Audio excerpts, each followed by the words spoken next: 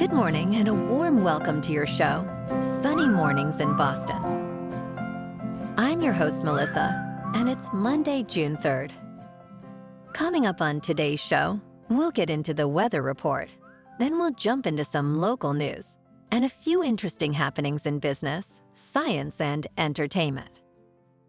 But first, you'll be interested to know, 59 years ago, today in 1965, Ed White emerged from the orbital spacecraft Gemini 4 and became the first American astronaut to walk in space.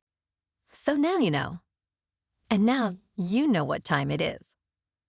It's time for the weather report. In the Boston area. This morning it's cloudy and feels like 66 degrees with 6-mile-per-hour wind. The sunset will take place at 8:16 and it will rise again tomorrow at 5:08. It looks like we're in for mostly clouds through mid-morning, then gradual clearing with a high near 77 and wind of 5 to 10 miles per hour. Tonight, it'll be partly cloudy with a low around 55. For all you beach runners out there, the first high tide Monday will be at 6 with the low tide at 0:30. The nearshore buoy at Cape Cod Bay reads 64 degrees for the water temperature. Looking ahead in the weather, Tuesday will be mostly sunny with a high near 72 and east wind, 5 to 9 miles per hour. Wednesday will be partly sunny with a high near 79. Thursday has a chance of showers after 1 p.m. with a high near 75. Showers are expected Thursday night with a low around 64. Friday has a chance of showers and will be partly sunny with a high near 79. Bonjour, food enthusiasts.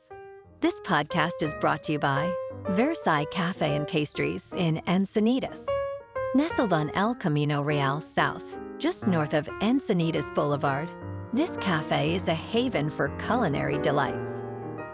Indulge in their amazing Eggs Benedict or their gluten-free crepes. You can grab a panini for lunch or just breeze on through to get your morning coffee. They are open every day from 8 to 5. So stop on by and don't forget to tell them Sunny Morning sent you. In local news, Harvard University has decided its leaders will refrain from making official statements on social or political issues unless they directly impact the university's core functions. This new policy, endorsed by the Harvard Corporation, aims to maintain focus on academic freedom and open research. The change follows recent campus tensions and emphasizes that university leaders should only speak on topics within their institutional expertise. This move seeks to foster a more inclusive environment and clear communication within the community.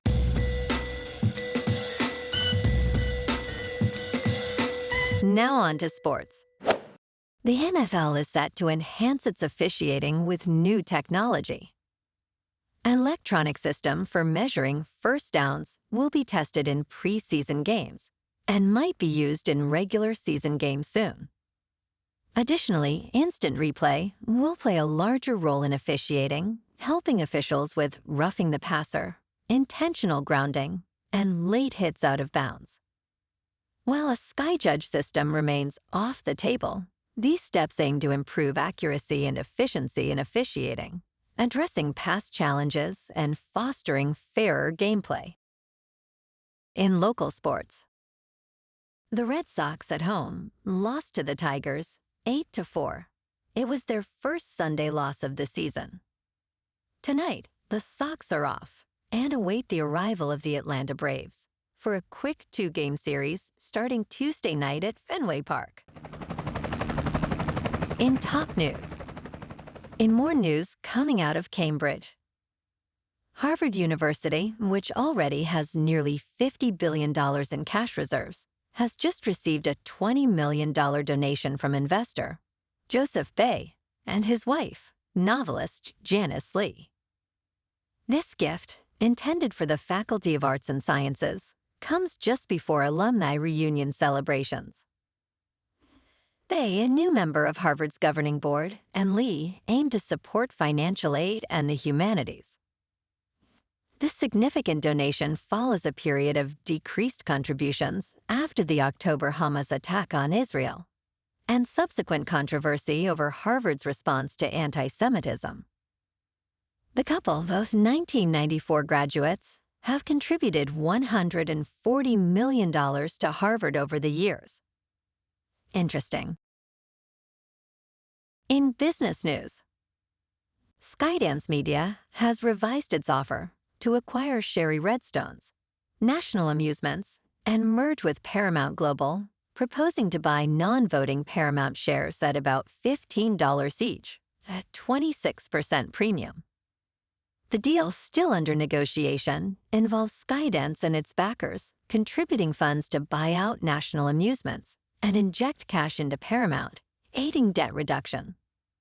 The deal follows opposition from non-voting shareholders and Paramount's recent CDO departure. This transaction would mark a significant shift for Paramount, which has been controlled by the Redstone family for decades. In crypto movement, Bitcoin is just under $68,000. Ethereum is nearing $3,800. And Solana is $163. Moving on to a more local vibe. In our community spotlight on health and wellness, we are working with a national Pilates studio to bring you some free classes, so listen up. Check out Club Pilates, with several locations in the Boston area.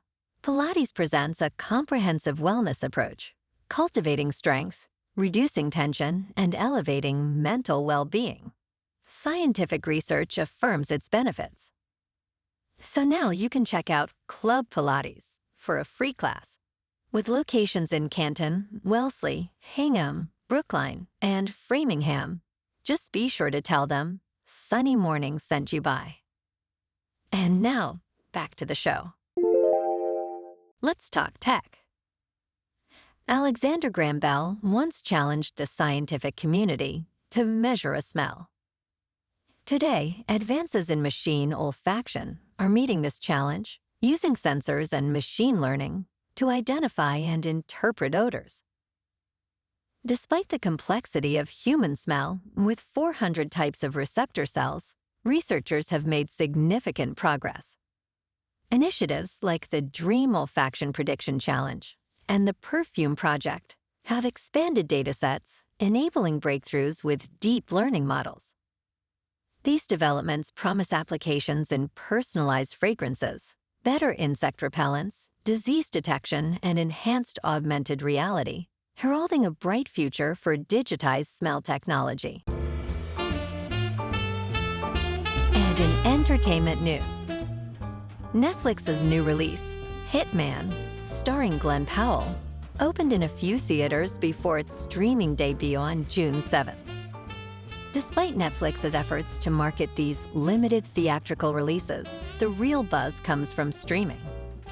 While Netflix promotes its movies as being in theaters, the impact is minimal compared to traditional studio releases. Critics argue this strategy stifles potential theatrical hits and diminishes movie culture, emphasizing the need for mid-level successes to sustain the industry. Well, alrighty, folks, it's time for the quote of the day. And today, our quote comes from the aeronautical engineer, astronaut, and first American to walk in space, Ed White. He said, "A good man's life is never quite ended. Something of it always remains, to touch and illuminate others' lives." And that's a wrap for this morning. You can check out our Instagram, YouTube, and TikTok for some captivating aerial videos with local news and the weather reports. Have an amazing day, my good friends. We'll see you tomorrow with another episode of Sunny Mornings in Boston.